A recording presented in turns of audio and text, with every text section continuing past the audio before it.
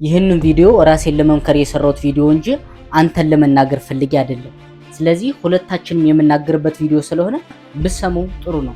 እኔ ምን ባረግ ህይወቴ ሊቀየር እንደሚችል አውቃለሁ።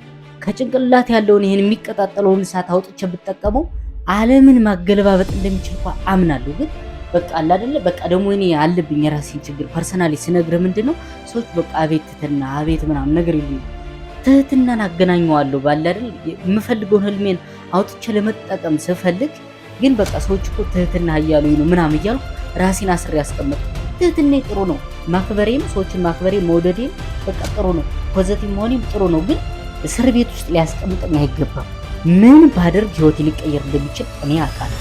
አንተም ደግሞ በደንብ አድርገህ ታውቃታለህ። ገብቶሃል አይደለ? ምን ብታረግ አሁን ካለህበት ህይወት ሰማይ ሊሰጥ ለሚችልን ነገር ምን እንደሆነ በደንብ አድርገህ ታውቃለህ። ስለዚህ ለምንድን ነው ማድረግ አቃተህ?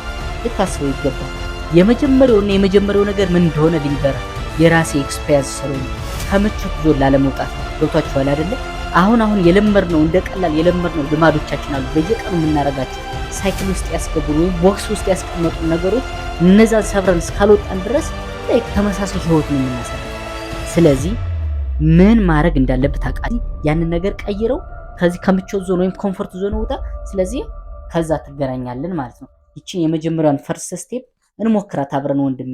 አይዞህ በርታልኝ። ሰላም